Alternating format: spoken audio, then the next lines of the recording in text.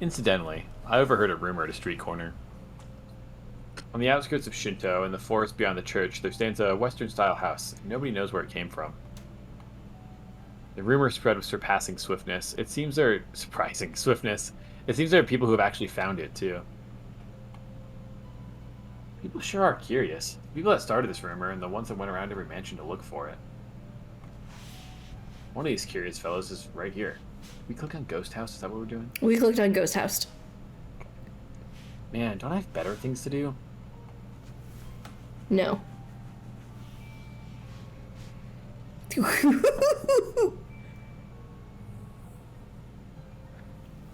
House.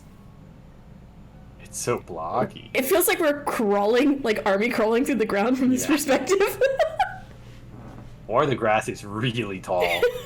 Little column A, little column B. Whoa, that didn't take long. The rumored haunted house is quite easy to find.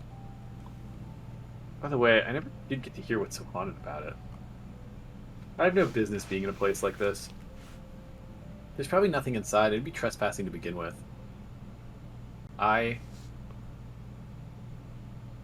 Wait. I guess I shouldn't go, just kind of ends the scene. I think... But we want to go. Try it. Yeah, I want to go. Even though it's the exclamation point? I think shouldn't go is going to be like the go to bed option, right? Where it's just like, and I didn't go. Next day, and we'll have to come back and do it again anyway. Yeah. Well, I did go out of my way to find it. Stop. There's nothing there. Don't do anything pointless. Don't look at anything unnecessary. No, this is wrong. Close, but if you keep looking at a slightly different place. Looking out the windows. It looks like it's totally abandoned anyway. I don't think I'd get in much trouble for just looking inside. We're definitely standing up now. I open the unlocked front door. I walk down the hall, unused for many years.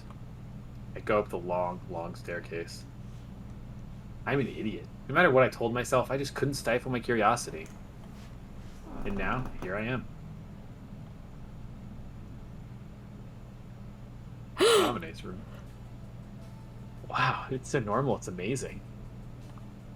Here I am, going through all this trouble for nothing.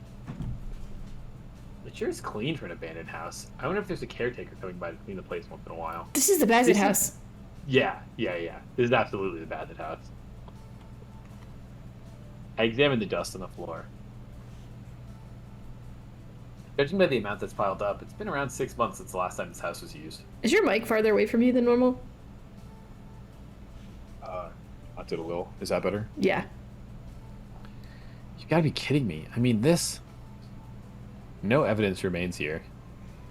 It was so cluttered, yet where did it go? All traces of life have been completely erased. There's nothing suspicious in the least here. The unknown servant, unknown master never existed to begin with. That's what I was saying. There's no point in looking here.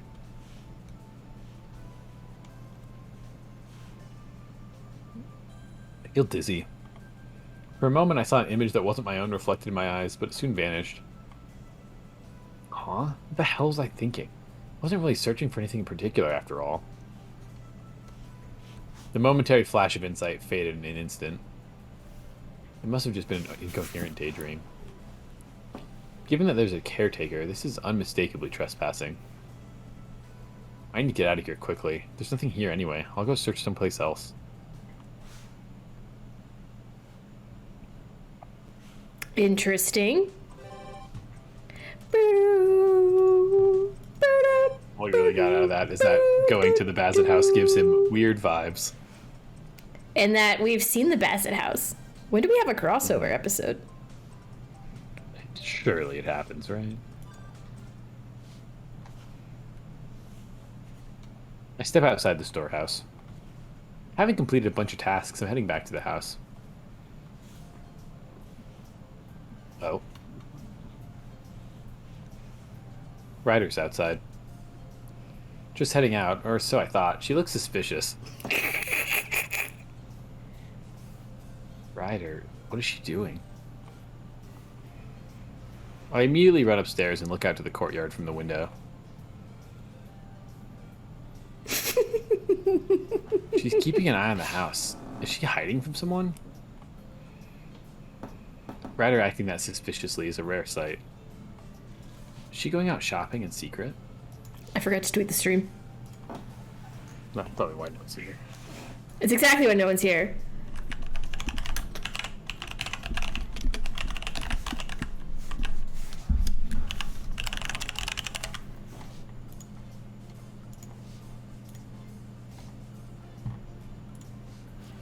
And scene.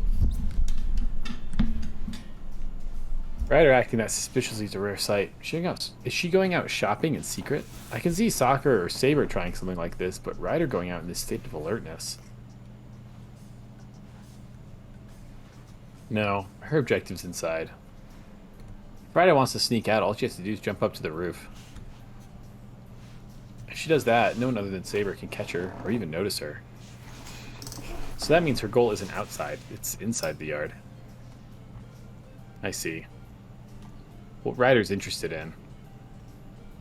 That something is where the bicycles are stored, that I know. Oh yeah, we did talk about bicycles. Really, Ryder? I run downstairs towards the front gate. Hey, Ryder! I call out. Just as I thought, Ryder is currently crouching down examining bicycle number 1, my one beloved bike. Shiro, heading out. Nope, just came out of the shed. What about you? If you're gonna have to buy something, number 2's over there. Bicycle number 2 is exclusively for shopping. A typical mamachari, complete with a basket installed in front. Number 1, on the other hand, is a race bike with flat handlebars. I have a good reason, Shiro. Ah, let's hear it. Of course, it is only for you to hear. You cannot let anyone else know.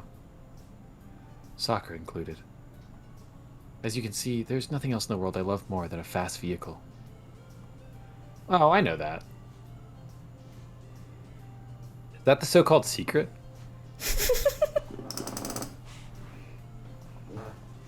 You should really let people finish their sentences, you know. Even though I respect your insight, you are still not quite clear of the reasons involved. I'm perfectly aware of her reasons, but I remain silent. Ryder's right. I should let her finish first. Listen. It is true that number 2 has large carrying capacity and is easy to maintain, making it ideal for casual outings and shopping. However, a vehicle that goes so slow no matter how fast I pedal just does not suit me. No, this is not even a matter of my taste. If I really start pedaling, it breaks. What kind of vehicle is that? A vehicle is one that, for 100 units of energy taken, produces 100 units of work. That is to say, in terms of speed, bike number 2 defies the laws of thermodynamics. No, this is the law of physics. Driving something that was designed to go 20 kilometers per hour at 100 kilometers per hour is nothing short of suicidal.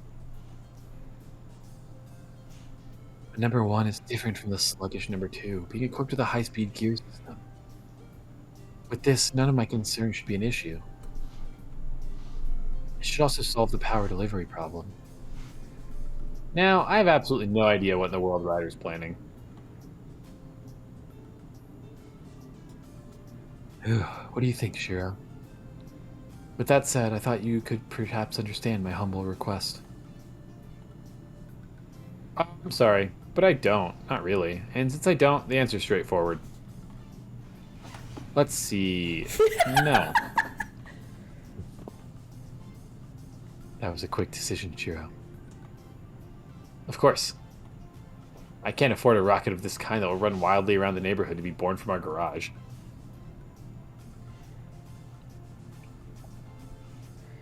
Maybe.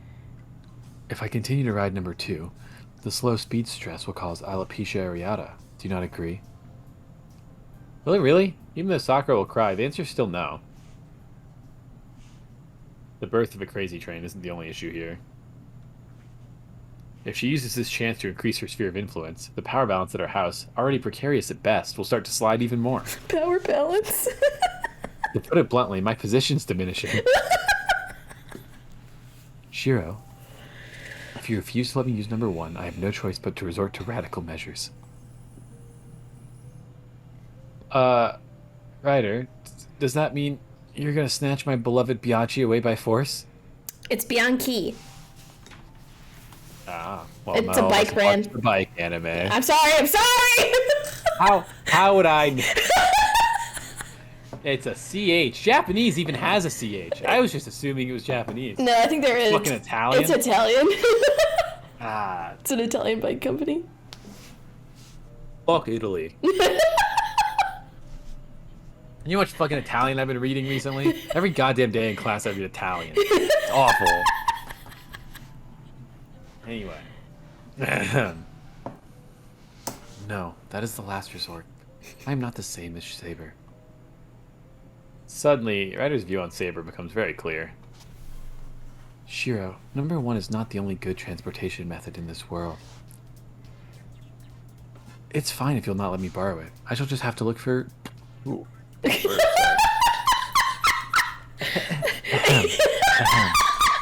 You mean I Ryder shall just have burped? to look for an even faster mount. I will start with Taiga's scooter, and then I shall borrow the Fujimura Group's big bike. She's venting her anger, and is venting it on me. The big bike? Would that be Old Man Raiga's that I worked on? With my strength alone, I couldn't even lift that monstrosity if it were to fall. You still think it's alright, Shiro? It's fine either way. Ryder, do you have your bike license? She's gonna charge around on the road. She needs to follow the traffic laws. No one can interfere if Ryder's on her Pegasus, but if she's riding a motorcycle, she has to follow human society's rules. Riding skills have nothing to do with a license. No, if you want to ride a motorcycle, you need to take a course and get a license. To put it bluntly, if you get in trouble with the police, our house is done for. Sakura will cry for sure. Oh. Sakura's influence is not to be underestimated. Oh my god. Oh my god. But then again, I can't see Ryder letting herself get caught by police either. Ryder looks visibly discouraged. Seems like she's finally given up. Number 1's a no-go, but when I have time, I'll try to assemble a number 4 for her to use. Something better than a Mama Chari. Wait, what's bike number 3? I don't think it's been mentioned. Shiro. Suddenly, there's a whispering voice beside my ear. Uh-oh. Ryder walks up to my side, her icy hand stroking the back of my neck. Then we shall play by your rules. Equal trade. Huh? If you will let me use number 1, I will reward you. Her fingers slide under my chin. With her lips almost nibbling my ear in an unimaginably sweet voice. Reward? Whatever you desire, Shiro. Anything you want to do to me. No part of me is off limits. Shiro, what do you want to do? Her voice echoes like an incantation. What I desire from Ryder. What I want to do to Ryder. Anything. Did she use some kind of seduction spell? My body's burning up, but the feel of Ryder's skin is as cold as groundwater. My head starts spinning, the surroundings are muddled, and it feels like I'm about to say something unthinkable. Ryder, that's... Anything is allowed. Shiro and I can... She gently caresses my cheek. Facing her, there's no escape from the seductive eyes that are now piercing me.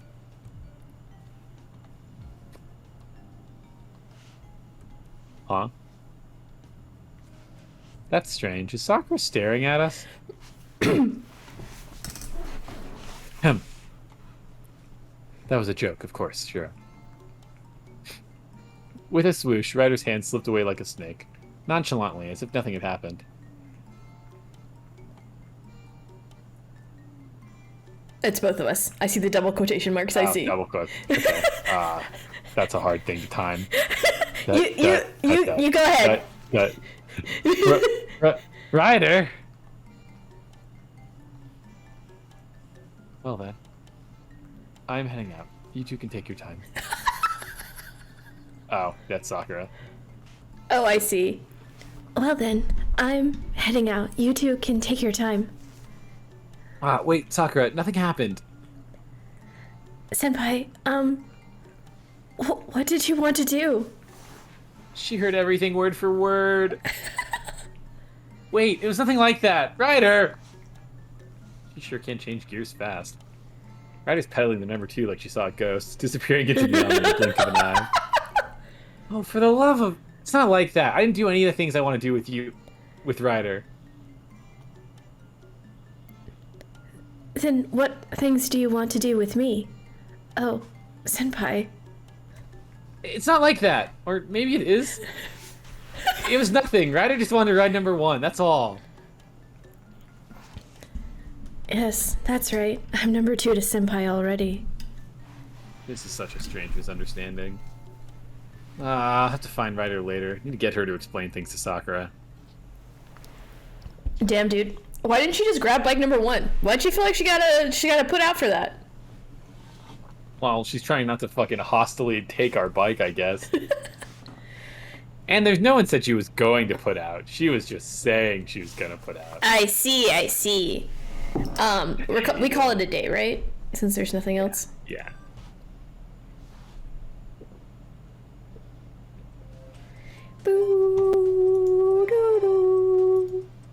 Okay. Skip. Oh, you want to skip? Well, Oh. there's nothing we. Oh, there's nothing new. There's nothing new. Sorry. No, not next day. Just afternoon.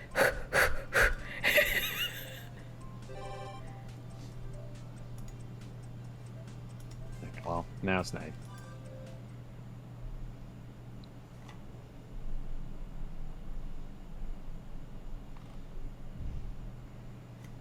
We already sent our letter. There's nothing else we can do, right? Yeah, it would say new on the button. Okay.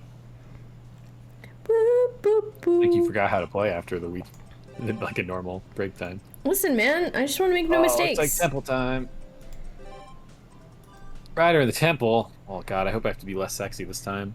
No, you're doing great. Good thing Nick wasn't here, because he would have absolutely clipped you out, seducing your own self. God, what a weird interaction. Oh, Lord, burp's coming. Hold up. Can you do him in your Ryder voice, please?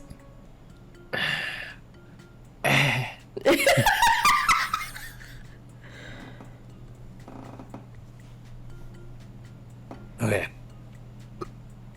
Oh, they're there. Okay. Turning my back towards the temple, I head for the forest in the back. The back road leading to the temple is one of my favorite walking routes. Avoiding the path that goes through the vast cemetery, I stroll around the periphery. Suddenly... Is that really you, Shiro? A familiar voice stops me. Huh? Ryder, why are you here? Oh, Oh. we're in our hot girl clothes. Something was bothering me, and I came to investigate. Ryder comes out of the bushes. Seeing the old black clothes, my body stiffens before I realize it. It's not all it stiffens. Old experience, I guess, made me a bit nervous by reflex. It was the fear boner. Which we have a tier list for, or we will. Shiro, why are you in this place? Huh? Oh, I'm just taking a walk. You know Ise, the Udo Temple? We use it all the time. But never mind that. What was it that's bothering you?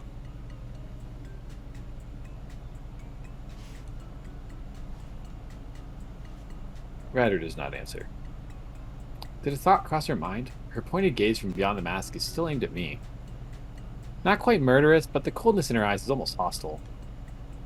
It might as well be a snake staring at me, though I'm sure she's not using her mystic eyes. I'm already starting to feel paralyzed.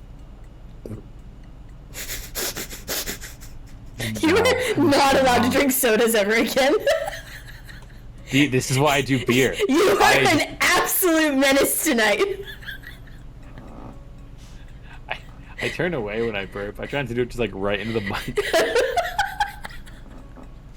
Anyway, so I must have been wrong. Honestly, just a little bit of soda left. I'm just gonna chug this now. We're just gonna rip the band-aid off, you know? Oh my god. That is so funny. Okay. No, I must have been wrong. Since you've walked around here a lot, traces of your presence are probably lingering about. Ryder. I apologize, Shiro. I'd be grateful if you could forget what I've just said. The tension starts to fade. To amend her hostility from a moment ago, Ryder smiles gently. If you say so, I won't ask. Should I perhaps not ask why you were here either? No, that one is not a problem. The reason for my visit is that I felt a disturbance in the ley line. Being Castor's domain, a variety of magical traces are here, but this new twist is not one of her doing. I suspected the influence of another master or servant at first, but that appears to not be the case either. Another servant? You didn't just have a fight with the assassin at the gate, did you? No, I passed through the gate with nothing but a normal greeting. You mean a hello kind of greeting? Ryder nods. Some gatekeeper he is. An assassin's self-confidence is only matched by his ability to detect malicious intent. Pardon me. It seems this outfit is putting an undue pressure on you, Shiro. It does let me concentrate, but since it bothers you, should I perhaps revert back to my ordinary clothing? Oh my god. No, it's fine.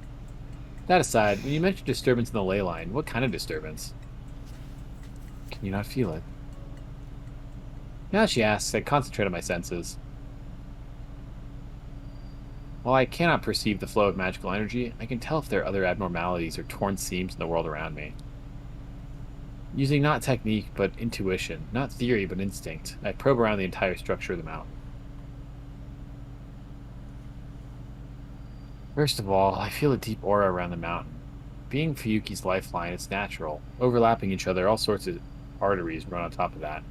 It's cleverly disguised, but I guess that's Castor's barrier. Other than that, can't really feel anything unusual. I raise my head. Covering her face as if in deep thought, Ryder seems to be irritated. Is that so? If you cannot feel it, then something is wrong not with this mountain, but with my own self. Assuming the odd one is me, it is probably closer to this side than I thought. This side? Those words can be nothing but an ill omen. But clenching her teeth, Ryder shakes her head in denial and turns to me again. Do not worry about it. It has nothing to do with you, Shiro. I am a divine creature with a strong connection to the earth to start with. It is no wonder I'd be sensitive to the disturbances in the ley line. It was a bit much this time, and that uncomfortable feeling made me overreact, that is all. Yes, thinking it over, it is just a feeling of discomfort that I could not really place. Like a mosquito descending on your bare shoulder, minor and vaguely uncomfortable. You can blow it off in one breath, but it still annoys you for some time after. Ryder's unusually talkative. As if she's persuading herself, trying to brush off whatever's worrying her. But no matter how trivial it is, it still bothers you. This isn't related to how this Holy Grail War got restarted, is it? Rest assured, this issue is mine alone. Neither you nor Sakura would be harmed by it. Now, if it does come to that, as before, this time for sure I must protect the two of you. Ryder murmurs, failures of the past still in mind. Ryder, what the heck is wrong with you? You're acting strange.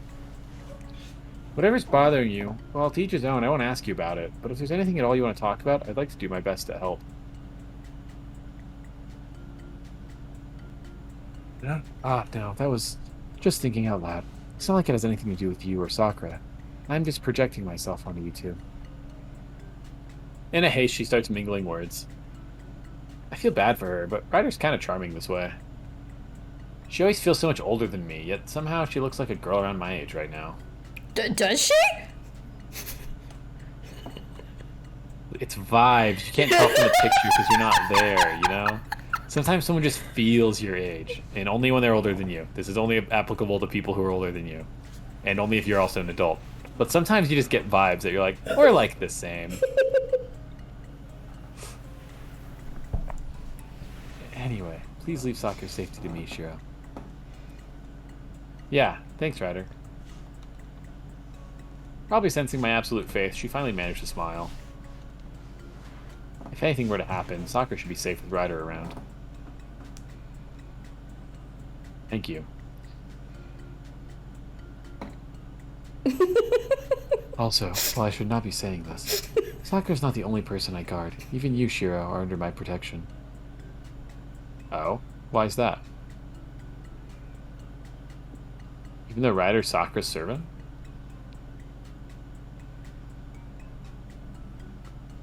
Well, it does not matter. Protecting Sakura includes protecting you. That is how it is.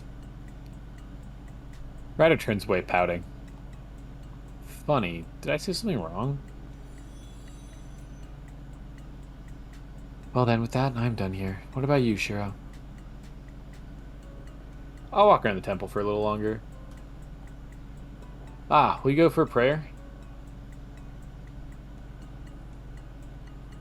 Would the spirits here be offended if I prayed for Sakura's safety? Why would they? Might as well teach you the proper etiquette for a temple visit, too. That would be helpful. Then, I'm gratefully looking forward to a formal tour of the temple.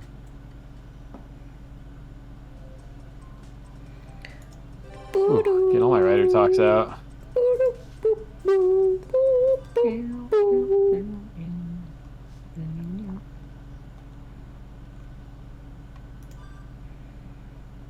We are fast passing towards death.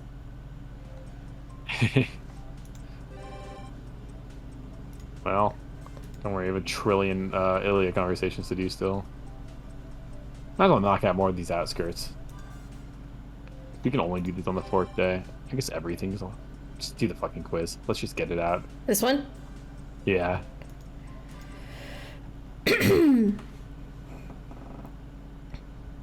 Alright, let's go to the forest ruins. I have a horribly bad feeling about this, but I also feel that a wonderful encounter awaits me.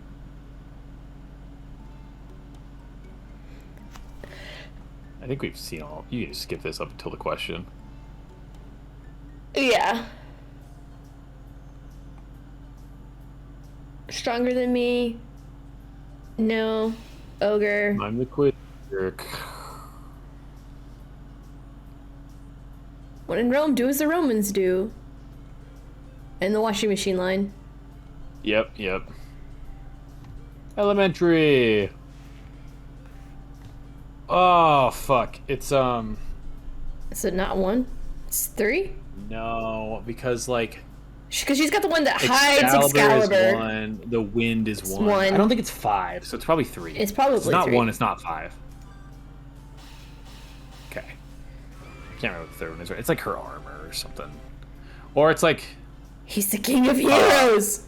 He is the king of heroes. I don't know what AUO is. Pouting Rider, and they did make a cutscene trash game. Always clumsy, always plug in, always mini skirts. That's Kiritsugu. No, It's always definitely up. elegant. Yeah, right. Yeah. The family motto is not "we suck." The city where the events take place. Fuyuki. Oh, this really is easy. Yeah. Miraculous female instructor Fujimura Taiga. What club does she oversee? She oversees archery. Just going to home club.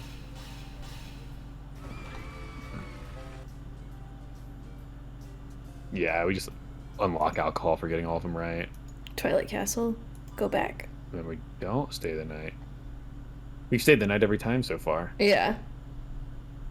Well, I'm happy to receive Ilia's kind invitation. I'd better be getting back to town. The Holy Grail Wars restarted. I went out to the castle without telling anyone. I bet they'll start worrying right about now. Thanks, Ilia, but I'd better be getting back. I'll stay the night next time I come over. Will you? But it'll be difficult to go back this late. Shiro, why do you worry about Sakura and the others, even at times like this? Oh, that's the me one, right? I think so. I think I'm the one with the little hair You, tassels. Yeah. Yeah. My lady, we must not be unreasonable.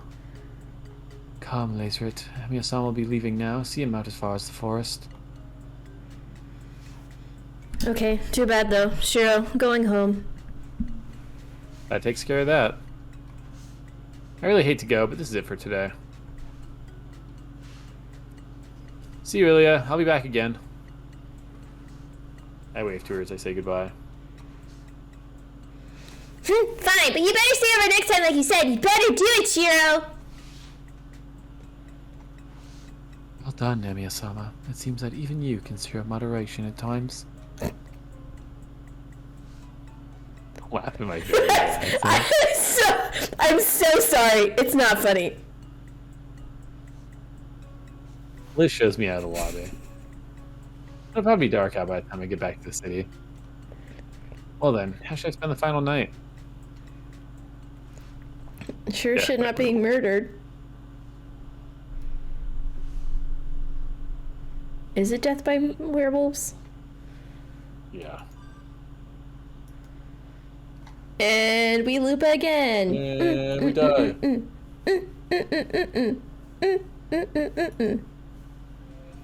And we reset. I should tell us how many loops we're on. Close out. Oh, we have to go and turn around. We should just get this new out of the way. Okay. That's right. What the hell am I doing? I keep saying the town is strange. What's really strange is this recklessness of mine. There's nothing remotely suspicious about it, and not one particle of me feels like staying around here.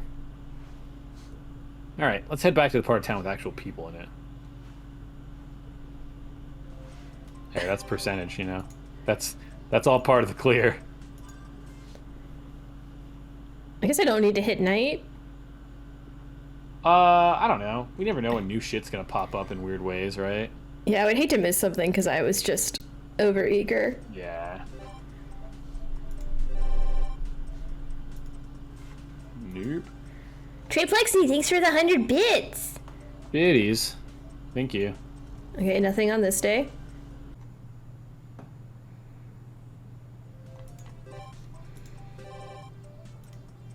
We go to Important school. event at the school. Not at the archery range. Oh, someone other than me's talking here. You're welcome. I'm at the archery range on a holiday. Loser. As it's not restricted to just our school, at times there are local Kyoto practitioners using it as well. It's the only range within the city, after all. Excuse me. Hello, Senpai. Hey, Amiya, did you finally give up and decide to come back?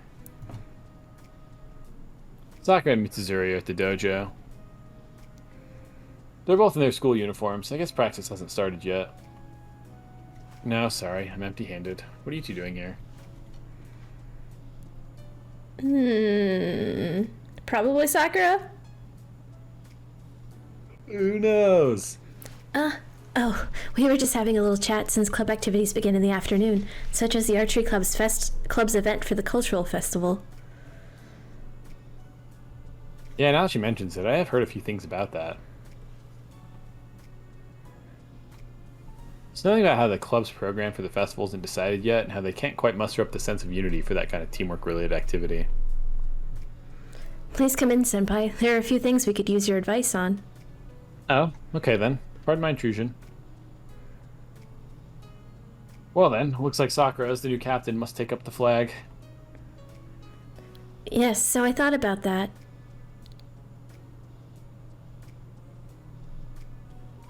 Continued. There's not much opposition within the club, but going through the whole process sure is tough. It's a dirty size. The archery club is by no means a small group. In the past, there were troublemakers like Shinji and me. Surely that's still true for the current underclassmen. I feel like I've messed up who's Fine. talking, but we're I gonna think move this is forward. Sakura. Yes, and I was wondering if it's something I can really put together. If you can't do it, then no one else can. Neither of us here can tell you what to do. But still, Mitsuzuri tries to encourage. Whatever. Oh. Mitsuzuri tries to encourage her, but trails off. The cultural festival is a fun thing to do, after all. No point in forcing anyone. But first of all, have you decided what you want to do at all?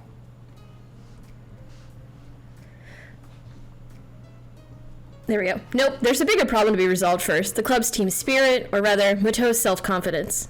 Mato has become a great archery club captain, but as a festival leader, she totally lacks any kind of experience. I'm ashamed to admit it, but the only times I remember everyone being noisy together were at Senpai's house. Sakura looks on dejectedly. Yeah, she doesn't really seem like the type who's ever cut loose and run wild. Or pot meat kettle. Three of us are lost deep in thought. The silence is broken up only by the painful ticking of the clock. Well, if you have a good idea in mind, please tell us, Emiya. We still have time. And so the morning concludes with a dark atmosphere. Overcoming Sakura's weakness.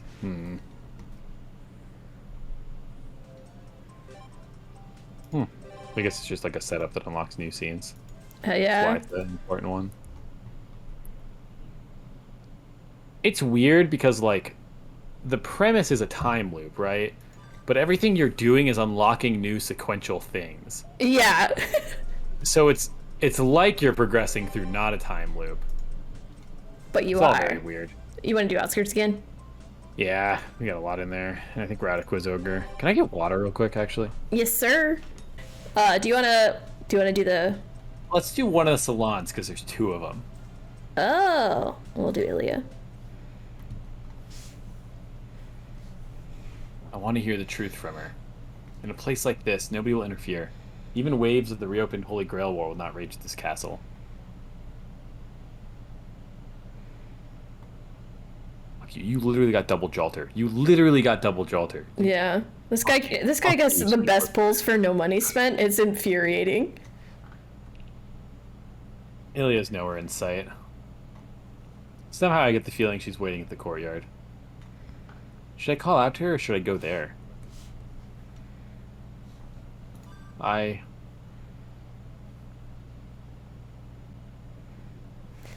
why, good afternoon, Shiro. What brings you here today? I don't remember you'd promising. Oh, I don't remember you. Okay, I don't know why that sentence didn't make sense in my head. I don't remember you promising you'd come play with me today. Before I had a chance to call for her, Ilya had already appeared in the salon.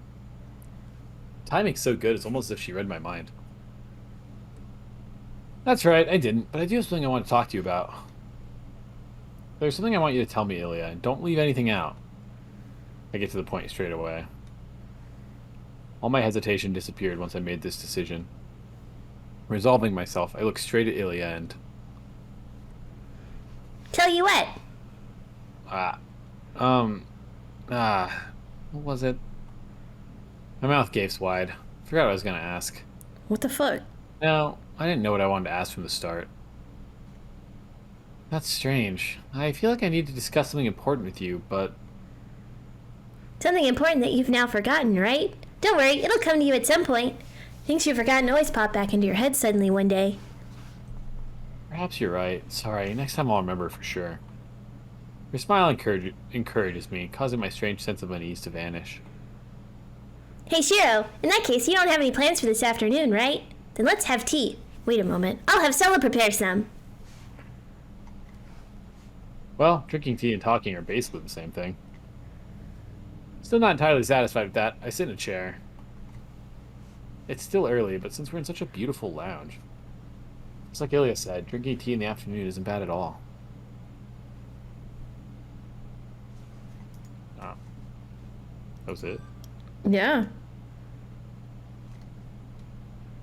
I guess because we didn't want a lore dump? I was fucking ready for it, too. I'm sure we're gonna do it later, though. We're doing it with every other character. Yeah. Strange. Quite strange. Boo, boo, boo. There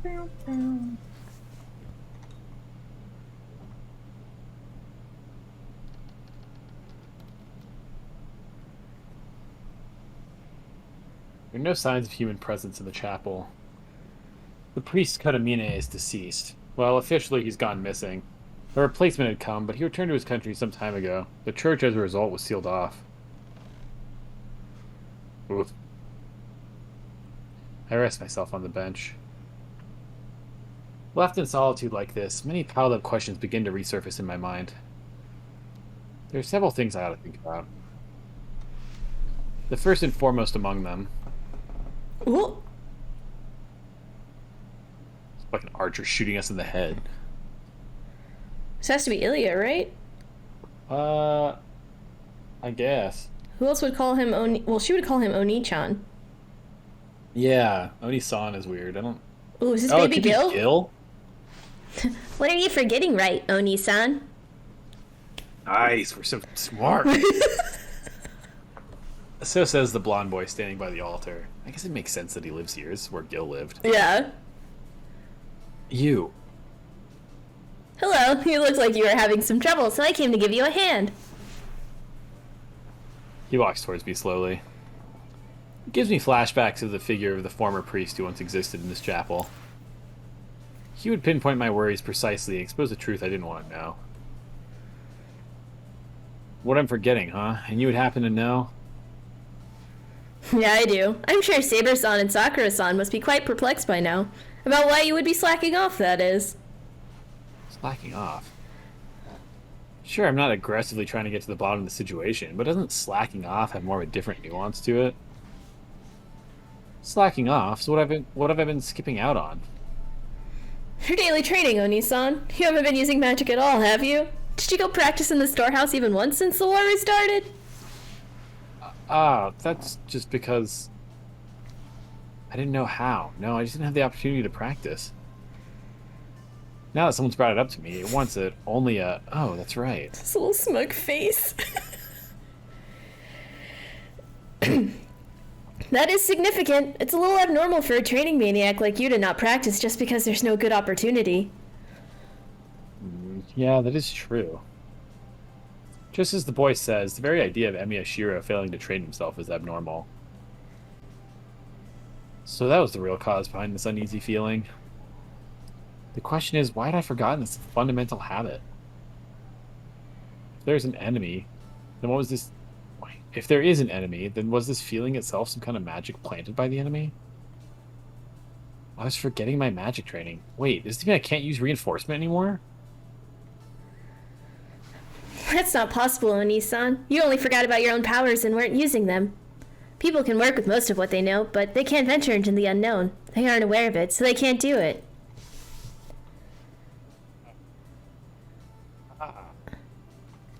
The gears start turning with a clang. The functions that had simply existed but not been activated gradually begin to move. That's right, I haven't lost my circuits. I can fight back whenever I want to. What I forgot was the way to fight. This is the wrought iron that no one else could copy, that no one else knew, possessed only by the magic user by the name of Emiya Shiro. Yep, but you should know that it's suicide to go into real combat without trying it at least once. Please don't forget about practicing in the usual place. I guess that's all he had to say. The boy begins to leave the chapel the same way the former priest would. Thanks for the advice. Was it really okay? Didn't you say you were told not to get too involved?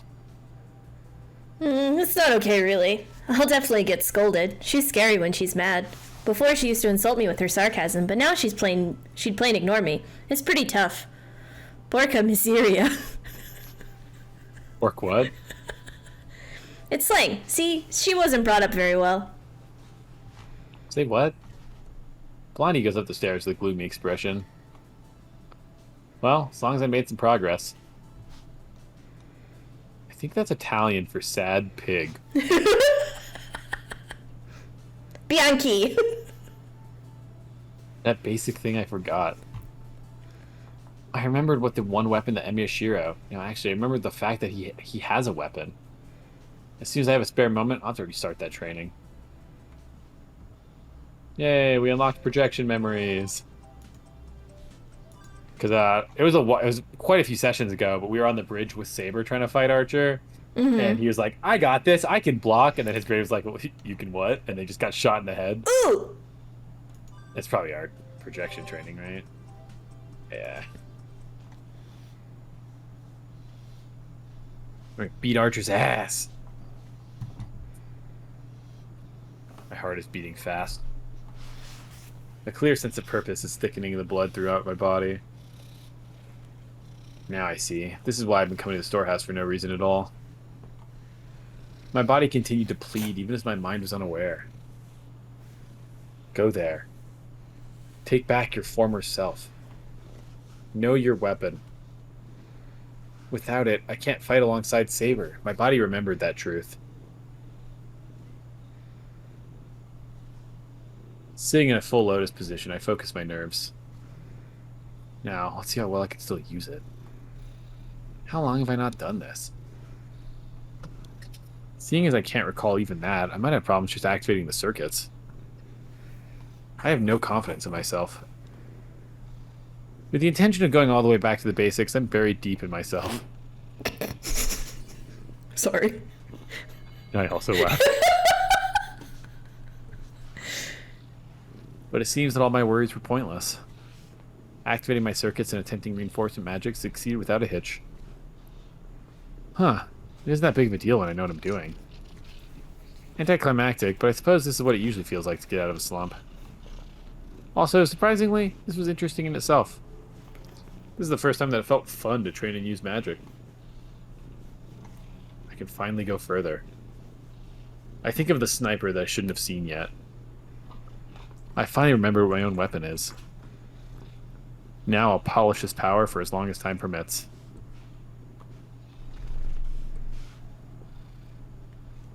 Nice. Now that the weapon is retrieved, what's Hey. left is finding the target in the wilderness where cicadas sing. There lies the enemy. We gotta go murder a lumberjack. Boop, boop. What? It's in the wilderness where the cicadas sing. We gotta go kill a lumberjack.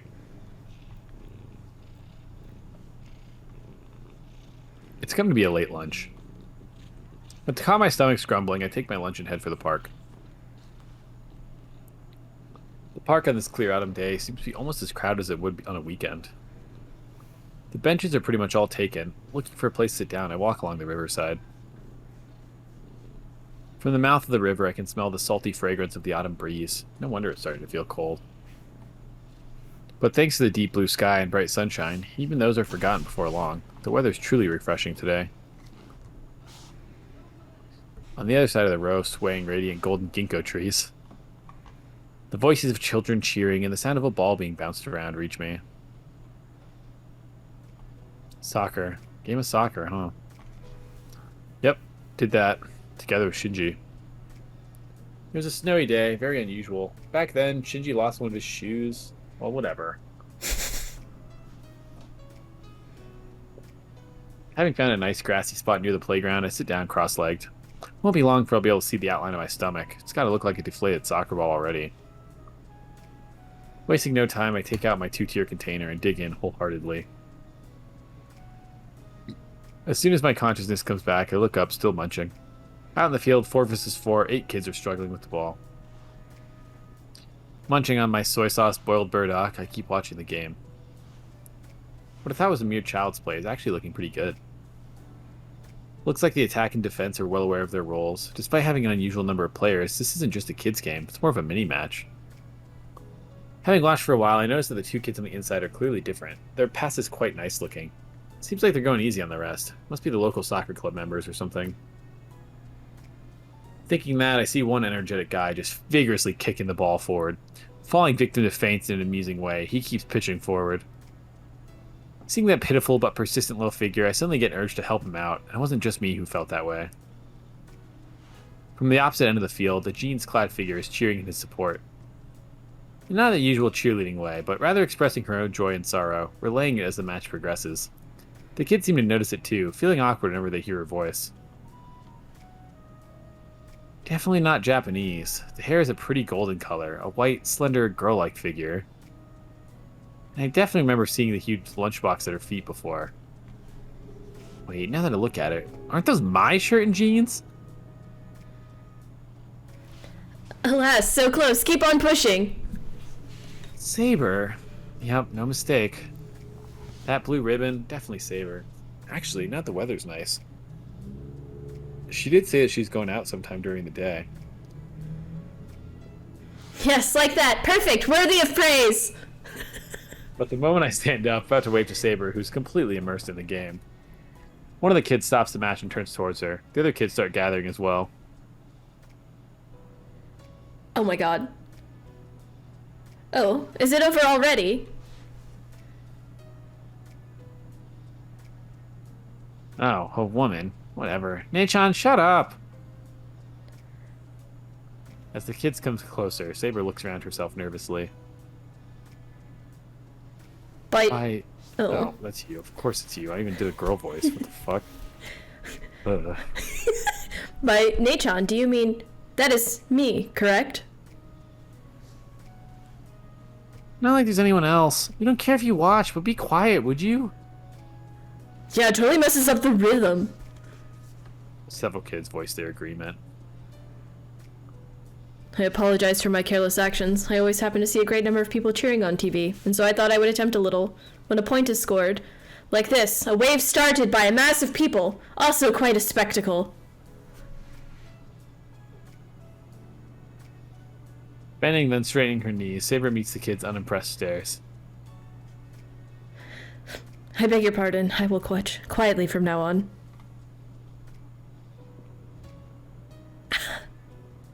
She bows her head deeply. Suddenly a ball drops on her lap. Maybe you want to play with us? Well, the one who threw it is that very same reckless kid from before. Would that be alright? Taking the ball, her eyes are shining. Stop that, Jaros. Shut up. She's a foreigner. You idiot! Where'd you see a Japanese-only team nowadays? Yeah, now that you say it. Can she play, though? Nechan, where are you from? France? Germany? England. I am English. Oh. Oh. The kids all let out. England? Don't they have soccer as the national sport and stuff? Like sumo in Japan. No, they don't. That's like Germany or Brazil who did that. England has that thing. One that looks like a cross between gate ball and baseball. Forgot the name. Okay, is that? Isn't that just golf? Golf is Scottish, but the one that soccer came from is definitely England. Wow. Wow, you sure know your stuff. Boy that called that to Saber clicks his tongue. What? Wasn't that Spain? Yes? Saber nods, perplexed. If you're English, you must be good at soccer, Oh no. says the boy with glasses. No, that is, I have yet to try it. You kidding? And you were watching right up there? Are women, like, not supposed to or something? Saka, is it? No. Saber's looking at the ball in her hands. I was always interested, but with day after day of training, I never had a chance. However, I often watch soldiers amuse themselves with it. I believe I understand the rules a little as well. By passing this ball between your allies, you need to deliver it to the goal denoted in the enemy camp. Is that correct? It'd be like volleyball where she just fucking gets way too into it. Yeah. Right, but everyone knows that. Training with soldiers and stuff. Who are you, Nechan? Military? Well, something like that. Ah, an SDF clerk? SDF? Ah, heck, just when we get our hopes up, a total newbie. One more thing to trip over, eh, Karos? Ah, shut up. Before long, I see them choose a representative from each team, and with rock, paper, scissors, decide which team is going to take the foreign player on. Soon, Saber goes out on the field, surrounded by the kids. Hell yeah, let's go! He's crushing. That's a relief. Should there have been trouble, I was ready to force my way through the crowd of children, but it ended up working out. Continuing where I left off with the chopsticks, I resume my meal. A mischievous thought crosses my mind. I slide over to a nearby tree, hiding myself in the shade. Natron, incoming! Not Nachon, it's Saber! As she's protesting, her intent gaze is following the ball that was sent high up in front of her. Crap! Huh? A trap? Where? Block with your body! Got it.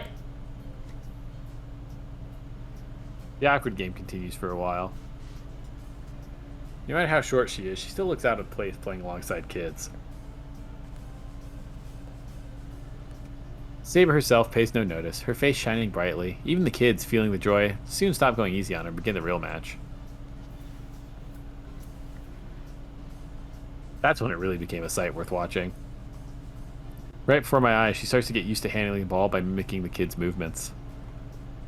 In a span of a few minutes, her movements change completely. Even as the ball goes outside the field, she casually brings it back into the game.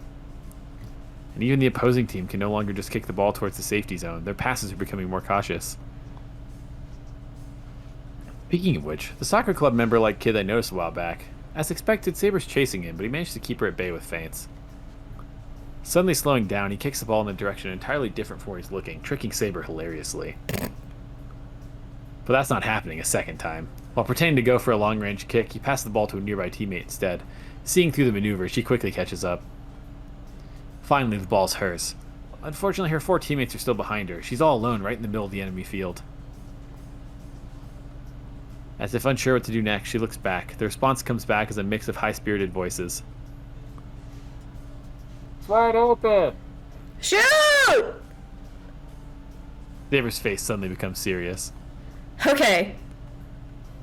The opposing team had gone on attacking too deeply. It looks like they're now short-handed. The defender, also the goalkeeper, hurries back to the net. Gliding along the grass, she dribbles towards the goal. She's now facing the goalkeeper, one-on-one. Ha! A straight shot, without a trace of hesitation. Deeply intimidated, the keeper cowers in fear. Grazing the top of his head, the ball flies up, hits the top bar, rebounds, and soars high into the sky. Feels bad, man. Aww. Awesome shot. Scary. As if to silence the disappointment, out comes the energetic boy's cry. Not over yet! Keep pushing! Certainly. Looking up, the ball that's already become but a black dot in the sky is now being pushed back by the headwind. Bicycle. Bicycle. Stop. Aiming for the landing spot, Saber dashes back. In a real game, a ball that's crossed the line in the air would be an out, but this place has its own rules. In other words, the ball's still in play. As if. Struggling to regain the lead, the opposing team comes running back and surrounds her. Using her torso and knees as a spring, Saber leaps up the air, easily over a man's height, and She would have crushed the fuck out of the ball. What? Oh, grabs no! the falling ball. No! Her shirt floats in the air as she lands. In front of the dumbfounded kids, Saber throws the ball. Behind the petrified goalkeeper, the net is shaking. A goal. Sorta. How about that? Striking a triumphant pose, she turns to face the kids, only to be met with blank stares. So-so? Yeah. She hurriedly tucks her now messy shirt into her pants. Did you see it? The jeans got a little loose. That's not it! As if If I I could, you... That's fine. You can, yeah, go ahead. I just figured we'd alternate with the yeah, children. that's how we've been doing it. As if I could, you idiot. I saw it. Joining in with the kid's reddened cheeks, the palm of my hand meets my face. Stop fooling around, Nachon. This ain't football. You don't use your hands. Huh? So this is not football? Being put on the spot, she's getting nervous. Well, it's not exactly undeserved. Aren't you mixing it up with rugby? Rugby? She questions with a blank face. So what everyone has been referring to as soccer is in fact football, the game where you cannot use your hands? Of course you can't. Handball, it's a foul! Oh. However, I saw a scene where the ball was caught and thrown on TV. The only one who can do that's the keeper. That guy's the keeper. Didn't I tell you from the start? Yeah, that's me. Once again, the boy playing as the goalkeeper raises his hand. Oh, so that is what you meant. I blunder on my part. I will be careful from now on. Raising her drooped head back up, Saber folds her arms, deep in thought. So the rules of soccer in Japan are rather complex. In my country, all you have to do is put the ball inside the goal. Anything goes, basically? Yes, kicking the ball is a good way to cover a lot of distance, but right in front of the goal, it always ends up in a fight where the ball is carried by someone rushing towards the objective. Hitting people's a super foul! Red card! Red card! So what if the ball hits a tree or a wall? That is acceptable, is it not? There ain't no trees on the field. The matches were often held on the street rather than an open field. On the street? Are you really English? Now that you say it, I'm not even sure. Well, yeah. In the Age of Kings, what Saber had watched must have been a predecessor to what was known as soccer today. But then, it's Saber we're talking about. The form might be a little different, but anything that involves moving your body around, she'll get used to in no time. That's not what worries me. In other words, it is all about judging the movement of the feet? Kids exchange semi-amazed glances. Well, there's also heading, but you're a girl. You think a girl can shoot like that? Very well. I will not hold back on the next one. You weren't even serious? It looked like it could hurt someone, and thus I held back. The kids have suspicion all over their faces. Pushing Saber outside their circle, they put their heads together and start whispering. And as usual, the energetic boy's voice. You kidding me? No friggin' way! Yeah, right, it's always my fault. And other noises. What a lively fellow. Soon they break up and turn to face Saber once again. Alright, listen up, Nachon. Another match from the start. What do you say? A match, you say? Very well. I accept your challenge. I never got the chance to redeem my failure either. The finale was not satisfying enough. And I have a feeling all of you are yet to run out of breath. Here we go. Saber's unique trait and her weakest point, her inability to accept defeat. The kids' faces turn pale. Even if she's a beginner, they realized who they're dealing with. As can only be expected of the king of all beasts, no matter if the opponents are a bunch of little kids, asking her to take it easy is pointless. And thus starts the rock, paper, scissors game to separate the living from the dead. After a series of shouts of finish resounding through the playground, the teams are decided. As the two groups separate, Saber seems confused. The numbers do seem different from before. They have five people, we have 4, including myself. Do we not? The handicap. Your little boy showed up on screen. Yeah, but yeah. I've just been alternating. I guess when they put the faces there. You were at 2 people, Nachon, so it's actually 5-on-5. That ain't it. Garros may as well not be here. He doesn't count. Shut up. Before starting the match, they've picked someone to go buy drinks, and are now giving him their requests. Aside, the conversation with Saber continues. But even then, I am also a beginner. And Garros, you are on the same team. Don't call me Garros! Caught off guard by a remarkably loud scream echoing throughout the playground, the kids go quiet for a moment. However, the silence doesn't last long. It's now being replaced by a debate about drink brands. Gora! Gora! Oh. Sorry, there was enough of a delay. I felt like it was my turn. Pudding Pudding shake. shake for me. God damn it! You start! From the top! It's Gora. Pudding shake for me!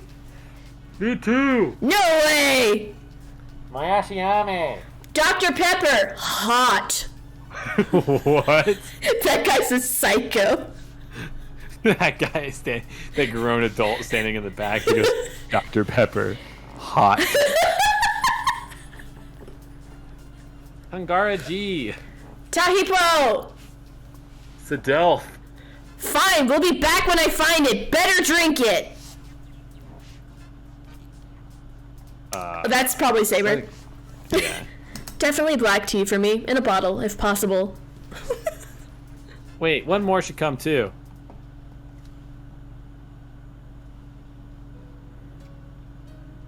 Having procured the drinks, the kids plop down on the grass in small groups and take a break. Saber's kneeling down next to a boy sitting cross-legged. For some reason, she looks restless. Looks like she remembered that, unlike usual, she isn't wearing her skirt. Carefully checking around her, she timidly tries the cross-legged pose. Oh, that's so cute. How's that? Her satisfied expression seems to say. Hiding myself deeper within the shade, I feel a tinge of regret. That's a lie. In fact, I'm barely suppressing the laughter that's threatening to burst forth. Saber starts talking to the energetic boy beside her. It looks like I used an inappropriate nickname just now. I apologize for being overly familiar. However, is it alright to leave it like this? Not like I'm mad or anything. Sorry for raising my voice there. Another boy plops down his stomach beside them. See, that guy is real good being a goalkeeper. Not afraid of the ball and stuff. Splendid, is it not? But I want to actually play as a forward out in front. Not that you've scored even once. Did I not go through? Pop filter probably just blocked. But yeah, probably not. Itch. No! No, do it again, that's so funny. Teach! Itch. Oh, God, that's good. Ooh, my boy again? I think so. So when was that? Taking a shot right in the stomach from this close. Ouch. I see. Oh, that's probably. I see. So that's why you get called gay. Yep, that's why. Because he threw up. There's nothing to be ashamed of. It is an honorable injury. Not like throwing up is a foul. What was his name before that? He said something, didn't he? I'll be Gersten from now on or stuff. Wasn't it Garrickson? Nah, not that. While scratching his head, the boy says, See, in Spain, in the Liga Española, there's this one awesome striker. Tristan. Oh, that guy.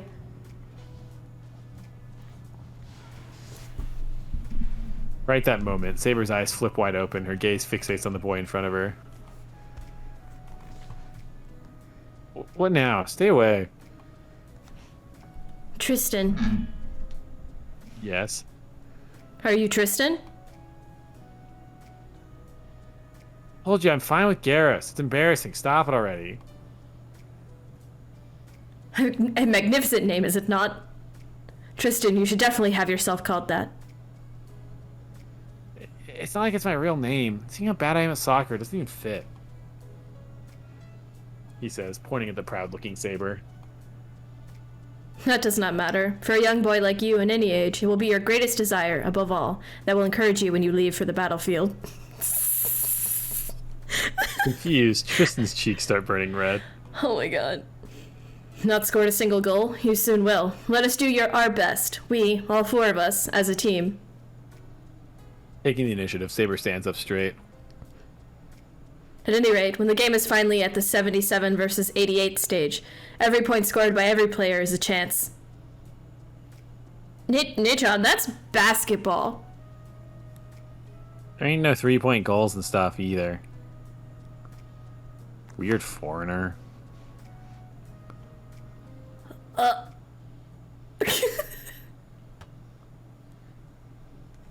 The game begins. Long scene. This is so long for a fucking bit, dude. We've been grinding through scenes for like the first hour, and we've spent so long on this one that I am flabbergasted. Just prior, Saber kept insisting that Tristan should come out in front, but if you want to win, you're going in front. Goalkeeping is my job and no one else's. He absolutely wouldn't budge. Saber's side is outnumbered. Goalkeepers aside, the teams are 3-on-4. With this few players, the difference of even one may end up affecting the match far more than expected. Once the ball's theirs, the basic strategy is to attack while passing between Saber and one other player. However, that leaves one defender to back up the two of them. Just one, not exactly reliable. On the other hand, the opposing team, in addition to having one defender, can use their remaining player as a midfielder for both offense and defense in a much more soccer-like manner. Looks like the kids didn't mention anything about an offside rule. In that case, for Saber, with her speed, it would be advantageous to press deep with the enemy side, I'd guess. However, the passes get cut too often, the attack soon crumbles, and the entire team is forced to defend. Saber's team is clinging onto its field and can't make a move. A cry comes towards them from the goal. The keeper himself cannot advance in front. Instead, shouting at the top of his lungs, the boy points out the best spot to attack. Now it's the chance. Gracefully stopping the ball that was cleared by her team, she's advancing forward, her dribbling picture perfect. Jesus Christ. A world of difference from before. With this, neither allies nor enemies will catch her. That's right, opposed by the numerous enemies, Saber is literally playing two roles. The opposing team's defender stands in her path.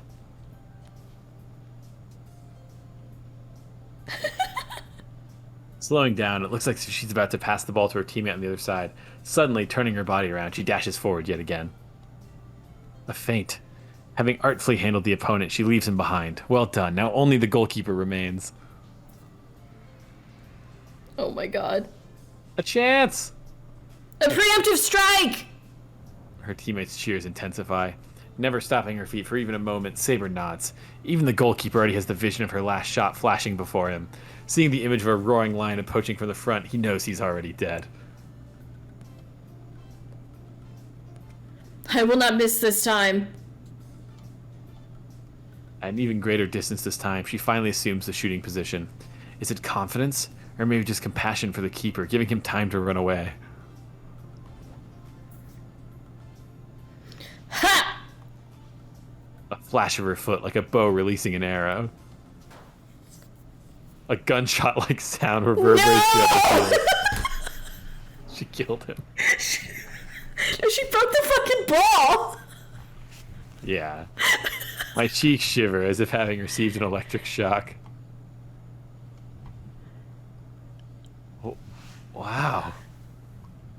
Covering their ears, the kids are petrified.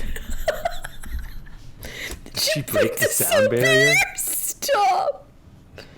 She did say she'll be serious, and get serious she definitely did. Yeah, it's Saber after all. The dead goalie in the ground. This is the end. Fearing the worst, they look over the goal.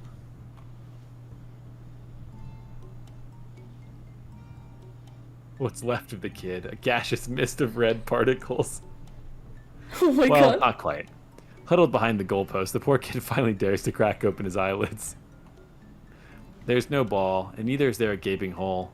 All that's there is a soft breeze swaying the net. Awesome, like in a movie. The keeper's dead. Nah, he isn't. So where's the ball? The agitated kids turn towards Saber. With a shamed face, she points towards the sky. I am sorry. Ah! A mix of angry cries, screams, and shouts of joy pierce the autumn sky. Like a boomerang, or maybe some kind of UFO, the pitiful remains of the ball, split into a big Mitsubishi shape, come flying back.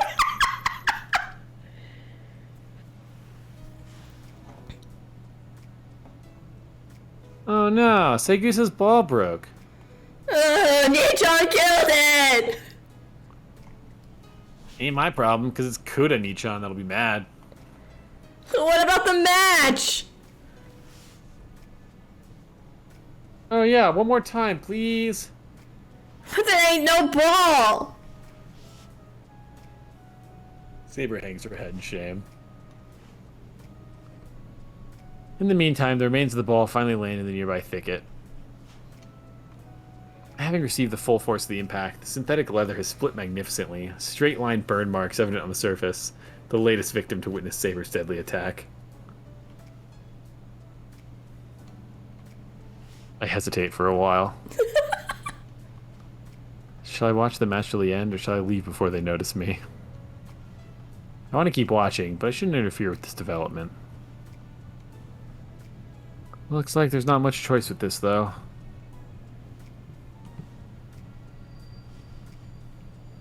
Much as I hate to leave, there's one thing I can do. That being, trace on. Oh my god, you're gonna use your fucking magic powers?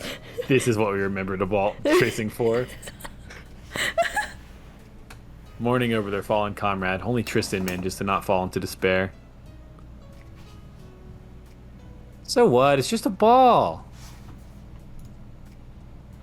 But Segusa doesn't have money for another one. Oh, no way. There's no hope. I will compensate. No use. There's no way our Nechan would take money from others. Oh, Segusa's the one little white-haired girl, right? With glasses? I thought Saigusa was the little kid in that group. The one that I voice. Yeah, but they're talking about Segusa, but that's a last name, right? Yeah. But that other girl in our Mitsuzuri squad, isn't she Segusa? Right, that's what I'm... Yeah, the really the little kid in our Mitsuzuri side squad. Yeah. I thought you said the little white-haired girl with glasses. Yeah, that's what I said. Those are two different... We're talking about two different people, which is the issue here. Yeah, that's what I'm saying. They're talking about... I'm gonna let it go. That is unfortunate. I think Saigusa is the little brown-haired girl.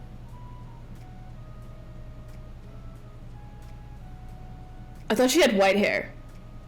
The white-haired glasses girl is like bigger. The other one. Oh, it's the little rat that you voiced with the brown hair. Yeah. Okay. I think so. Okay. So Garrus should bring the one. He lives nearby. Oh, but mine got lost in a river. Yeah, that one during that PK before was Garrus, wasn't it? First time I've seen a penalty kick cover that kind of distance. Shut up. I'll grow up and get it back one day. I am terribly ashamed of myself. And then suddenly, the soccer ball comes back, bouncing up high as it hits the grass. It is now in Saber's hands. The scar marks are still there, yet it definitely holds air.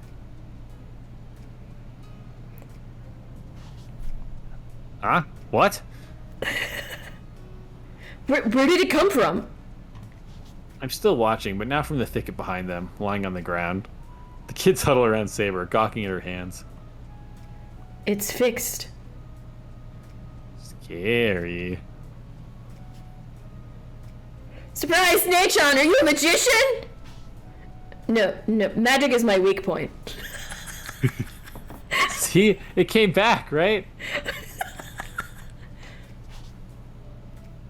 It's gotta be living. Meaning, a revival? This is. Indeed, this ought to be magic. Saber's holding onto their precious ball tightly. Alright then. Now that the secret is out, it's time to retreat. Saber's innocent joy of playing soccer with the kids would be spoiled by seeing me here. I'll just ask her about the outcome of the match when I get a chance. Sneaking around, I quietly leave the playground. Right then, where should I go for the afternoon?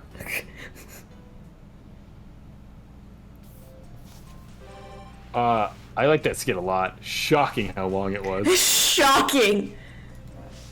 Incredible lengths here. Is this the only option? Yeah. No, there was more, but I've decided your fate. I'm kidding, there was only one. I looked away for a second No, to reset the auto battler. there was only one, I'm sorry. I make my way along the forest path to the hill behind the temple. Today is another nice day. Once I pass through this curtain of trees, a view of the fresh blue sky in the mountains should be waiting for me. Oh. My field of vision expands. The spectacle that greets my eyes is that of a pile of corpses. Excuse me? The one facing off against that abstract scenery isn't me. It's the man with the same origin as me, reciting an unpleasant sutra. This is a mood shift. White sunlight burns my eyes. There are still traces of summer left here at the Yudo Temple. Ah, it's too bright. Looks like the strong sunlight's blinded me for a second. As if all the colors had been inverted, the scenery appeared black for just an instant. Though I'm sure he's been aware of my presence for quite a while, he doesn't spare so much as a glance in my direction. Oh shit, we gonna talk to Archer? Yeah. Everything else I just saw was a hallucination caused by vertigo, but he sure wasn't. We wait in silence. What we saw, or thought we saw, was the same. The first to break the silence would prove his own impurity. The tension is exacerbated by the sound of insects.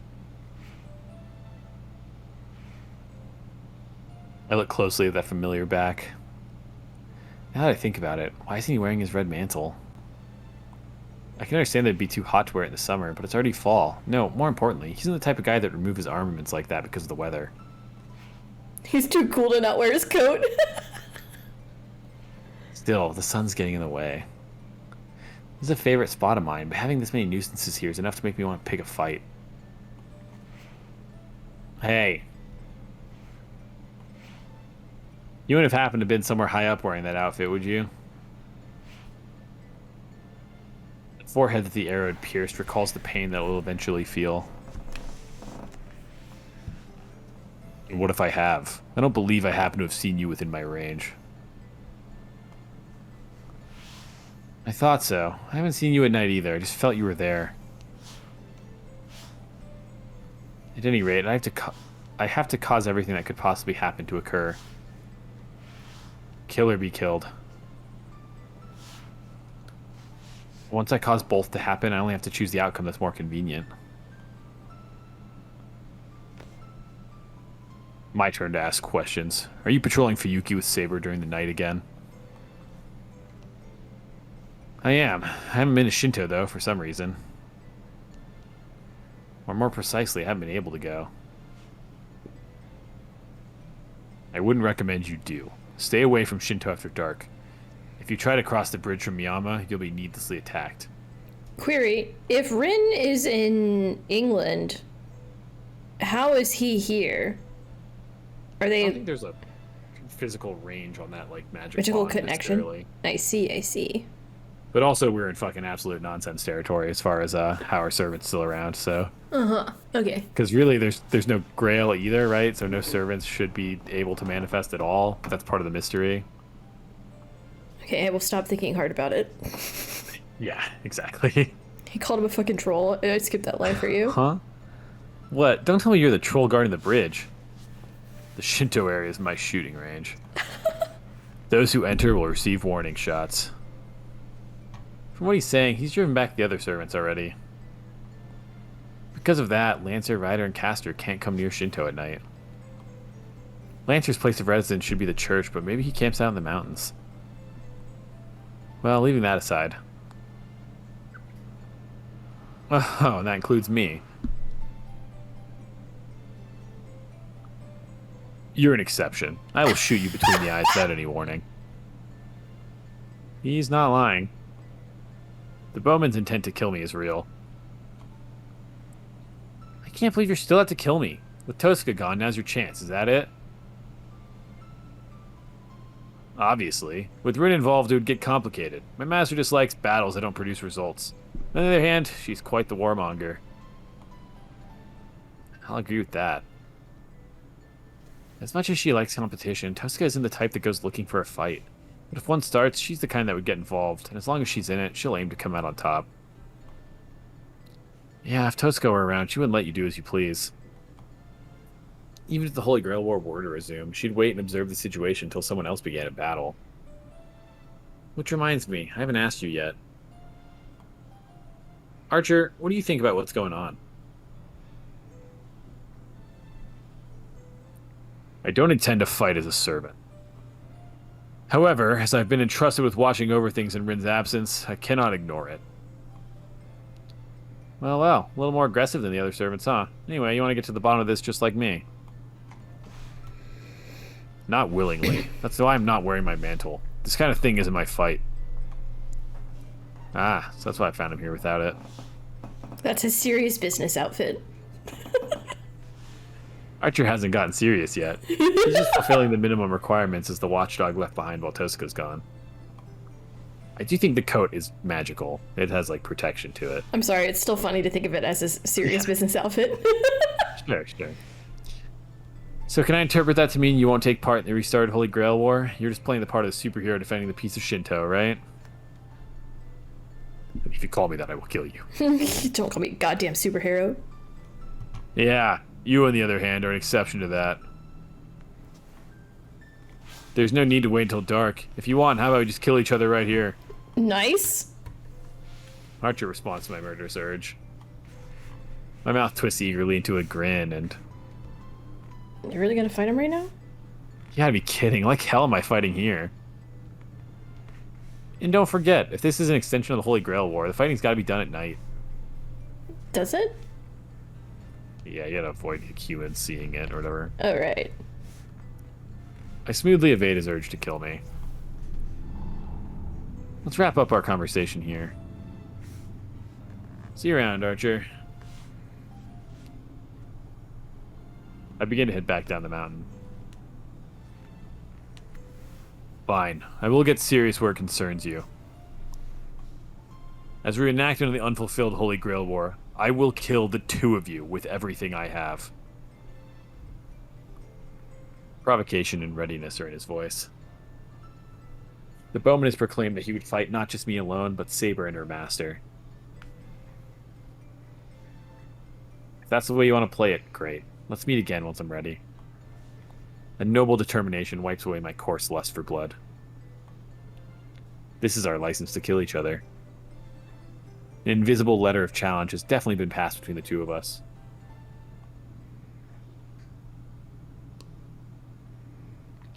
Challenge the bridge at full health.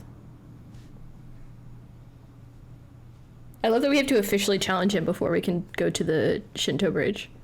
Right. We have to talk it out first. Ooh, am I dropping frames? OBS, please. It's after 9 p.m. Ooh, we can do it right now! Yeah, let's go fight his ass. Be a good closer. Big bridge! We step onto the boundary of Miyama and Shinto. I recall the words he once said to me. The Shinto area is my shooting range. Those who enter. How many times have I been shot? Once? Several times? I like that we're starting to like hit the time loop. Like we're starting to understand that's what's happening. Yeah. Whenever I cross this bridge, you're an exception. I will shoot you between the eyes. I ended up being defeated by you. I will mean it when it concerns you. As reenactment of the unfulfilled heavens feel, I'll kill the both of you. I feel my pulse quickening.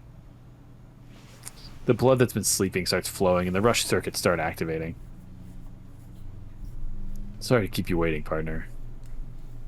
My preparations are all in place. I'm coming to take you down. The bridge is deserted, save for Saber and me. Tonight, with no cars on the roadway, not even the sound of the wind blowing from the sea reaches my tensed-up thoughts. This brings back memories. Back then, we went to the church together just like this, didn't we? Yes, Shiro, who still had not understood what it meant to be a master. I, who had not yet become your servant. And Ren, who had still been our enemy. Looking back on it again, we truly were an odd trio, were we not? She's smiling at the memory of the night from half a year ago. This, too, is a fragment of these precious days, but I can't afford to get distracted now. Saber, you're in a pretty sour mood. Granted, having just met, we couldn't talk that much, but you were totally silent all the way to the church. Of course I would be. Now that it is over, I can tell you, the way I had been treated was infuriating. If you were going to disguise me, there ought to have been a better way of doing so. We've definitely done this part before. Have we?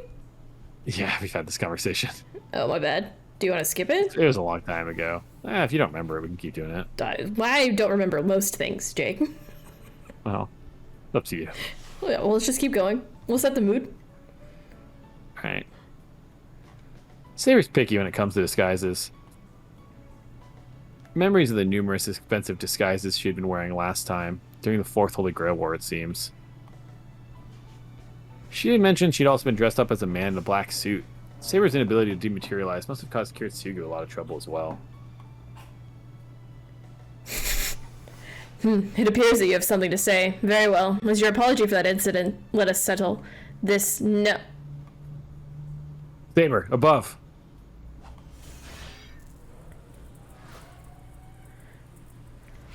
Saber repels the shot that had been fired from 4 kilometers away. I activate my magic circuits. I drive reinforcement magic into my eyes.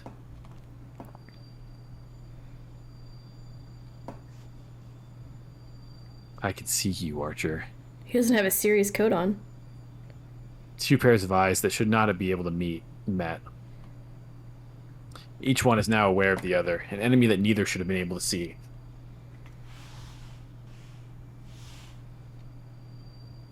The battle has begun. Tonight, I will cross this bridge. Shiro, what on earth was that? No, how did you detect it before I did? We'll talk later. Here comes the next. We're too confined down here. Bring me up, Saber. Up? Up to where, Shiro? The spot that's higher and wider than this one. How thoughtful. Looks like the whole place been reserved for us tonight. The expressway on top of the bridge, indeed, although our footing and field of vision are much better here. Saber, incoming at 10 o'clock. Find out where it's coming from.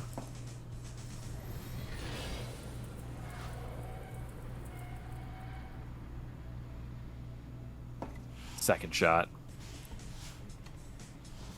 An interval of 20 seconds. A memory that grazes past my brain tells me there are 3 shots left. I have located him. I cannot grasp the situation, but there is a sniper on the roof of the center building. Expected nothing less from Saber. We gained a lot by confirming his position from the last shot. What is the meaning of this? No. There's only one person who could. Why is he targeting us? I cannot believe it. How can it be that Archer, of all people, would want to fight in this war? I don't know. All I know is that he's dead serious about it, and about beating us. What other reason do you need right now? It is as you say, Shiro. I will atone for my error later. Now it is the time to intercept Archer with all of our power.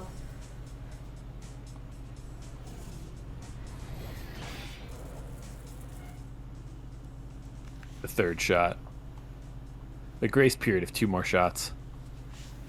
With the 5th, Saber's knees will give out, and the 6th will kill me. These are the unchangeable results that this tactic is leading to. Archer's sniping is increasing in power with every shot. Each time Saber deflects one, he must be putting more magical energy into the next. The firing interval this time was 25 seconds. The next one will likely be 30.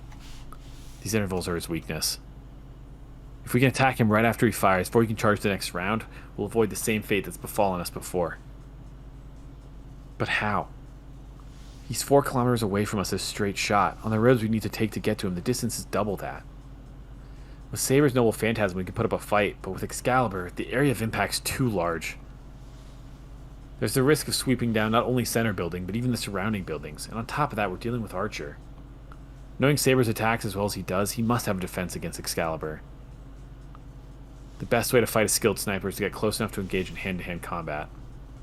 But it'd be impossible to get that close without him noticing us. So if that's the case, all we have to do is close the distance at an extreme speed before he responds. That's all. Saber! Just gotta fucking close the gap, bro. I fixed her with a meaningful stare. With those hawk eyes he's using to watch us, the movement of my lips would give us away. This fight will be decided in an instant. I can't let him discover what we're planning to do. It is possible, however, my magical energy alone is insufficient. Forgive my rudeness, but even adding your own to mine, Shiro, we would not even have enough. There's enough. I've still got this on me. My last command spell remaining on my left hand. Holy shit. Shiro, no, that is our last resort. And even if I should succeed, who will protect you? I cannot agree with this. We should retreat and reorganize our strategy. I'm afraid we can't. After all, we already tried that once. Saber by herself could retreat. But with me here, both of us will be killed. To cross this bridge, I've got to bet everything on our timing, on this moment. I might be able to start over again from the beginning, but I can't redo just this part. Therefore, I better give it everything I've got. Losing the command spell is no big deal. All that matters is the fact of having defeated him, even if only once.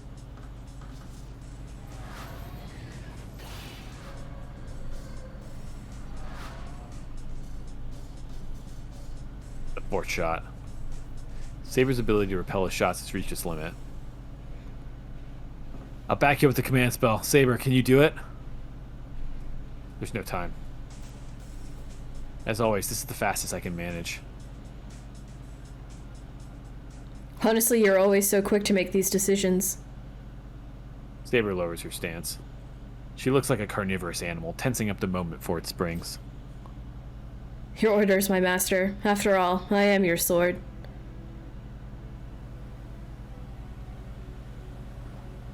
All Saber theme.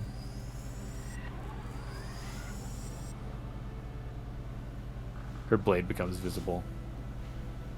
Cutting off all excess magical energy flow to the sword, Saber pours all of her power into her own body. Time it to the next shot. 15 seconds. The firing hammers fall one by one. Getting the timing right isn't all I have to do. I have two major problems. It will be after the command spell's release and my worth as Emiya will be tested. Command spell. Trigger. On. 10 seconds. Command spells allow for the temporary strengthening of servants. A powerful technique that converts that tremendous magical energy into energy for servants. Enough power to fill even Saber's enormous circuit. The King of Knights, one who ruled over the battlefields in the Age of Legend, shall be reborn. The order about to be given with the command spell is fly.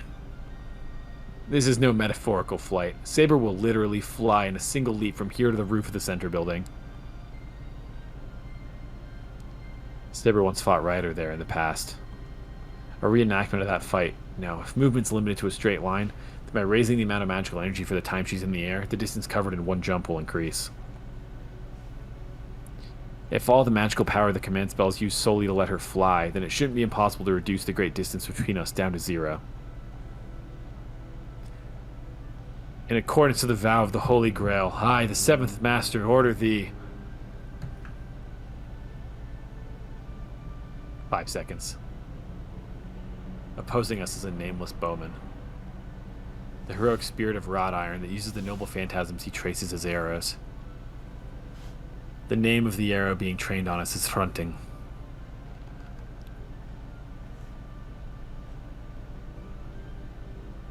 Adjustment, plus 5 seconds. The delay increases. The bow, drawn back to its greatest extent, further increases its own power to combat Saber's magical energy combustion. The problem's in the timing. It'd be too risky to launch her first or at the same time. As Saber herself is about to become an arrow, if she leaps before Archer fires, he'll aim at her. Therefore, it has to be done immediately after the shot. In that 10th of a second after he lets his arrow go, that's when we strike. After Archer fires his full force shot and before he charges the next round. No, immediately after he releases the arrow. She'll drive her sword right into him.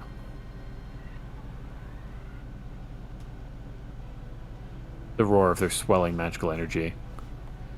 A showdown that seems enough to shake the moon. 5. Still too early. 3. My command spell feels like it could tear off from the strain. 1. The creaking of the bowstring. His fingers decide the target. Saber!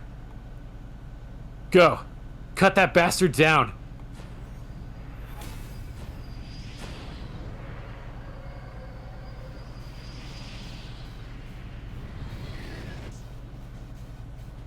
Flash that reduces the time needed to cross a distance of 4,000 meters to nothing.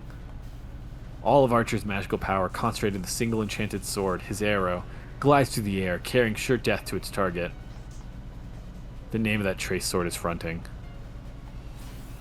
An enchanted sword that will continue its assault on the target as long as the archer continues to aim, even if it's deflected by Saber. Even if Saber could guard against it, that wouldn't change the result. No, the moment that Saber deflects is the same moment that the arrow roars towards the target. As long as Saber expends her energy on defense, Archer's victory will remain unshakable. That's right. As long as she expends her energy on defense. A mere instant, not even a fraction of a second. The instant that his fingers released the bowstring and fired. The defense, Saber, disappears from the bridge. The bowman sees through to his enemy's true intention, but it's too late. The arrow's already been fired. Which one of them has now confirmed their victory? Should there be a bowman that can shoot his mark several hundred meters away, he's still bound by an ironclad rule. An arrow, once fired, cannot change its target. Whatever arrows that guarantee a definite hit he may have, a bowman cannot resist this law. Yet, it's by conquering that law that he is the heroic spirit of the bow.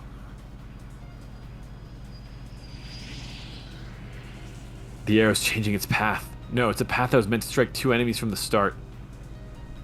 He's turned that same rule back on us. A launched saber has no means of dodging.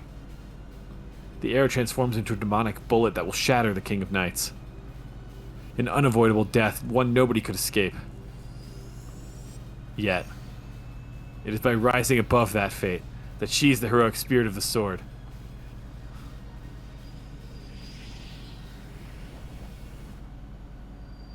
Light crosses light. A tilting balance as if it were passing through.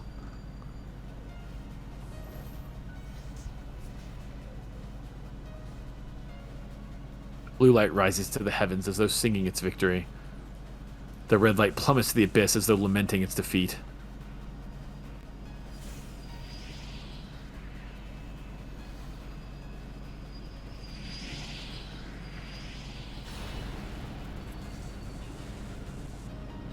Jesus. This is so fucking sick. Leaving a huge shockwave in her wake, Saber is released. The timing was perfect. However, a simple command spell won't be enough to conquer this bridge. With my face to the blinding wind so powerful it shakes the handrails, I stare down the approaching bullet. Time stops. In a blank space of time shorter than a second, blood charges in my veins. 1 second after I use the command spell. No time to image. No time needed to image. That which I'd forgotten, I'll use it all for this moment. Ha! Ha! The tension and fear take my breath away. My left hand is burning. I can see my death approaching in 0 seconds. Trace! I gasp for breath, my tongue hanging out like a tired dog's. Laws of physics and magic are rushing about. Time to formation, 0 seconds. Time to direct impact. On!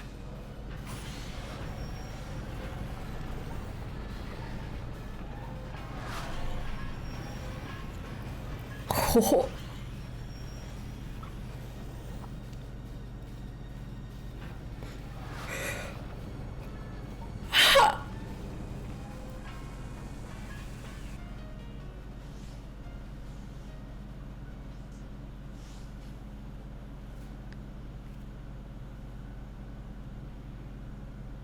That spectacle. Archer certainly witnessed it. An attack that poured all power, down to that required to breathe, into the left arm. The sparkling of the trace noble phantasm. The tearing of layers of muscle. Coupled with a death-defying counterattack, that boy managed a one-time-only defense. As far as the outcome of the battle, the bowman still has the potential to win. The boy's sword is broken, while the arrow, though repelled, still remains in flight. That arrow will soon reverse its course and find its target right between the boy's eyes. That's right. As long as the one who fired the arrow is still intact.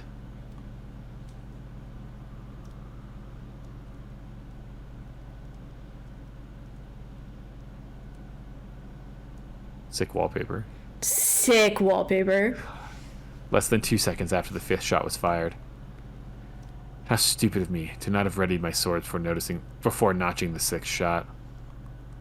It seems that when I reoriented myself towards my main occupation, I took it a little too far. How ironic. It's always been this man's style to use tactics unlike those of a bowman. This servant who preferred close-quarters combat with his twin swords to the bow couldn't respond to Saber's attack because he had returned to using his true method of battle. It was a shot worthy of the name Archer. Had your master been with you, it would not have ended this way. Ha! Don't be ridiculous, Saber. If that had been here, I'd never even gotten the chance to fight you. He answers her praise with laughter.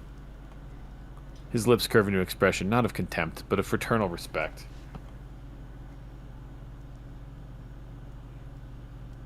I'm at the end... Oh, sorry. Titch! I'm at the end of my rope. Got anything else to say, Saber? Remember the duty of the victor. If you've got any questions, go on and ask. A light sound, as of sand being dispersed. Nothing so awkward as the shedding of blood occurred. Even a servant bleeds while he's still alive. But when that life is definitively severed, all that remains is for him to return to ash. No, I have nothing to ask of you. If you felt the need to take arms, there must have been a just reason for it. I have taken your life. I cannot take anything more from you. A soft chuckle escapes from Archer. Should he take Saber's courtesy as kindness or cruelty? When in battle, the knight carried both within her. There had been a time when he found that contradiction, that self-destructive strength of heart that would have been eaten away at a mere human being, to be beautiful. No, even now he can't make himself forget it. Long ago, there had been a meeting. The scene had lasted less than a second. But he would remember that scene vividly, even when he had gone to hell. Locks of hair illuminated by the moonlight. When he shuts his eyes, even now that image remains in his heart. I lose this time, it seems. I'll be the first to go, Saber. Do your best at being fooled by me.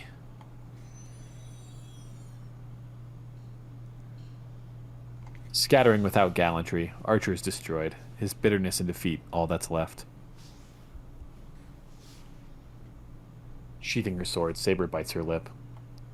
Above her hangs the black moon. It's almost as if something toxic is about to drip from its cup-like silhouette, slowly down onto the victor to poison her. 1 hour later. I drag my body, exhausted from that single attack, up to the roof. Saber staring up at the sky. The strained expression on her face makes me hesitant to call out to her. Shiro, you came to pick me up? There's no vitality in Saber's voice. Archer isn't here, which means she's defeated him. She has no wounds that I can see, but leaping that great a distance must have been painful. Sorry I'm late, Saber. Are you alright? I was not injured, but Shiro, what about you? You are quite pale. Doesn't feel so bad, but you may be right. I've been shivering for a while. My strength's probably down since I used up all my magical energy. Even I have to admit that was crazy. Back there, I was so abnormally exhilarated that I couldn't think of the consequences. Let us go back home for tonight. Actually, I'm starting to feel like that might have been you. No, I think it's Saber. Okay. It's all big wordy. We could begin patrolling Shinto starting tomorrow. For now, your recovery must take precedence. Yeah, you're right. Getting this beat up makes it pretty impossible to do anymore. Am I gonna piggyback you home? We leave the roof. Shiro, did we really do the right thing? Yeah, if I have to say, I'm sure we made the right choice. No doubt about it. Well, now I'm starting to feel like maybe we didn't. I've moved past one more new event. The Battle of the Bridge has come to an end for now. Archer has been defeated, the anomaly continues running rampant, and the night of the fourth day goes on in idle slumber. Completion is still a long way off, but for now, I'll rest. Even if that time hasn't come yet. If I keep moving forward, then one way or another, the end will come into view.